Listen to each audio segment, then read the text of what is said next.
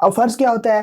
ہر وہ چیز جو شریعت آپ کو لازمی طور پر کرنے کے لیے کہہ رہی ہے، یعنی کہ یہ کام ایسا ہے جو آپ نے لازمی طور پر کرنا ہی کرنا ہے، اس کو چھوڑنے کا کوئی بھی چانس نہیں ہے، اور یہ چیز دلیل قطعی سے ثابت ہوتی ہے۔ یعنی جو فرض ہوتا ہے وہ دلیل قطعی سے ثابت ہوتا ہے۔ اور دلیل قطعی کیا ہوتی ہے؟